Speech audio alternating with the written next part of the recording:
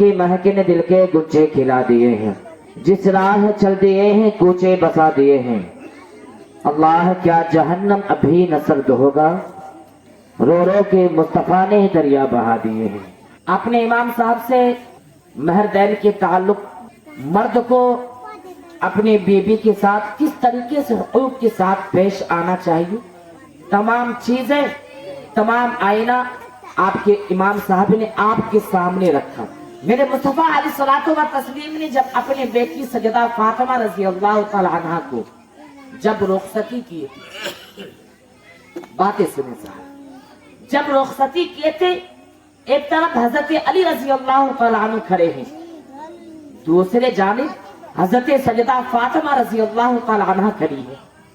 میرے حضور اکرم صلی اللہ علیہ وسلم نے فرمایا، بیٹی فاطمہ آج سے پہلے ذمہ داری میری تھی،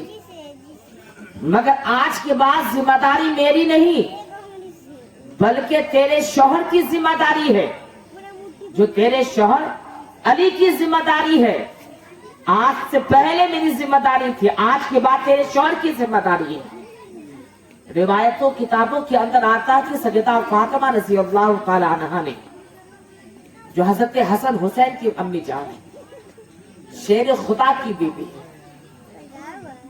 اپنے سسرال جاتی یعنی شوہر کے گھر پہ جاتی ہے، حضرت علی کے گھر پہ جاتی ہے، تو سیدہ فاطمہ رضی اللہ تعالی عنہا نے ایک ہفتے کے بعد فجر کی نماز میں، تم مصلی پہ جا نماز پہ گر چکی ہو، اتنی کمزوری ہو گئی، آخر وجہ کیا ہے؟ تو حضرت سیدہ فاطمہ رضی اللہ تعالی عنہا ارشاد فرماتی، علی آپ کے گھروں میں ہمیں مسلسل ایک ہفتہ ہو چکا ہے، مگر روٹی کا ایک ٹکڑا میرے پیٹ کے اندر نہیں، بولی روٹی کا ایک ٹکڑا میرے پیٹ کے اندر نہیں ہے۔ اتنا کہنا تو حضرت علی عرض کرتے، فاطمہ گھر میں اگر کھانے کا سامان نہیں تھا تو کسی اور کی جانب چلی جاتی، گھر کے کھانے کا سامان مانگ لیتی، یا بابا جان کے گھر پہ چلی جاتی، کھانے کا سامان مل جاتا۔ سیدہ فاطمہ مسکراتی ہے، صاحب تمام عورتوں کا سردار بلکہ القیامت کی جنتی سردار کوئی اور نہیں ہوگی بلکہ یہ سیدہ فاطمہ ہوگی۔ ایسے ہی سیدہ فاطمہ تمام خاتونوں کا سردار بلکہ جنت میں نظر نہیں آئے گی۔ سیدہ فاطمہ سے حضرت علی کہتے ہیں، خبر پہنچا دیتی، کھانے کا سامان مل جاتا، تو حضرت سیدہ فاطمہ رضی اللہ تعالی عنہ مسکراتی ہے۔ آپ سوچیں، اگر آج کے ڈیٹ میں اگر ہماری گھر کی بیٹیاں ہوتی، اگر چاہتی تو برداشت کر سکتی، چاہتی تو وہ بھی صبر کر سکتی تھی، چاہتی تو وہ اپنے شوہر کی عزت کو چھپا سکتی تھی، چاہتی تو اپنے شوہر کی عزت پہ پردے کو ڈال سکتی تھی، مگر آج کے بیٹیوں کے اندر یہ چیزیں نظر نہیں آتی۔ نہیں ماں باپ آنے کے لیے دیتا ہے، نہیں ماں باپ آنے کے لیے دیتا ہے۔ میں نے کئی جگہ میں خود سنا ہوں اپنے کانوں سے، خود باپ کہتا، بیٹی کوئی تکلیف ہو جائے نا، اس بابا کو یاد کر لینا، بابا کو یاد کر لینا۔ جب یہی بابا القیامت کی جنت میں جائیں گے تو بیٹیاں کھڑی ہو جائے گی، اے مولا جنت میں لے کر مت جاؤ، یہ بابا نے مجھے چھوٹ دیا جب میں دنیا میں تھی، دنیا میں تھی۔ صاحب اگر اپنے آپ کو جنتی کہلانا چاہتے ہیں نا تو اپنی بیٹیوں کو بہتر نصیحت دیں۔ میرا آقا کریم علیہ الصلوۃ والتسلیم نے رخصتی کے مقام پر اپنی بیٹی سے کیا کہتے ہیں، بیٹی فاطمہ پہلے میری ذمہ داری تھی، اب نہیں ہے، ہاں اپنے شوہر سے کوئی ایسی چیز کی فرمائش نہ کرنا جو تیرے شوہر کے اوقات سے زیادہ ہو، ہمت سے زیادہ ہو، دینے سے زیادہ ہو، کوئی ایسی چیز کی فرمائش نہ کرنا۔ تو حضرت علی رضی اللہ تعالیٰ عنہ عرض کرتے ہیں، فاطمہ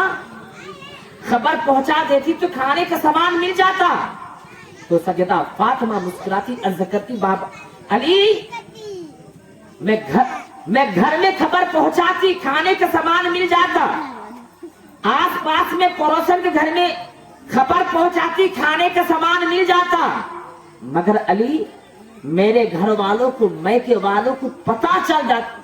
मालूम हो जाता, पता चल जाता कि फातिमा के शौहर के घर में खाने का सामान, फातिमा के घर के शौहर के घर में खाने का सामान है। अली, मुझे भूखे रहना गवारा है, मगर ये कोई जान ले फातिमा के शौहर के घर में खाने का सामान नहीं है, ये मुझसे बर्दाश्त नहीं हो सकता, ये गवारा नहीं। फिर हजरत अली कहते, फातिमा तो हमसे मांग लेती। सजदा फातिमा फिर मुस्कुराती, अर्ज करती, अली रुखसती के मकाम पर मेरे बाबा जान ने कहा, तो बेटी फातिमा औकात से ज्यादा, ताकत से ज्यादा, हिम्मत से ज्यादा अपने शौहर से फरमाइश ना करना। अली, अगर मैं खाने का सामान मांग लेती, तलब कर लेती, कुछ मांग लेती, अल कयामत के दिन रसूल कायनात सल्लल्लाहु अलैहि वसल्लम अगर हमसे पूछते गए, फातिमा 2 दिन जाना ना हुआ, अपने शौहर से फरमाइश कर बैठी, तो कल कयामत के दिन ये फातिमा कौन सा मुंह लेकर अपने बाबा की बारगाह में खड़ी करेगी। सोचे साहब, आज हम हमारे घर का माहौल को देखे साहब। मैं अपने बेटियों को क्या नसीहत करता हूं, अगर सब बाप एक बात कहे कि बेटी, जिस तरीके से तुम अपने बाप को खुश रखे हो, भाई को खुश रखे हो, बहन को खुश रखे हो, रिश्तेदारों को खुश रखे हो, चाहने वालों को खुश रखे हो, जिस तरीके से तुम्हारी खुशियों की वजह से, तुम्हारी आदतों की वजह से, अखलाक की वजह से, किरदार की वजह से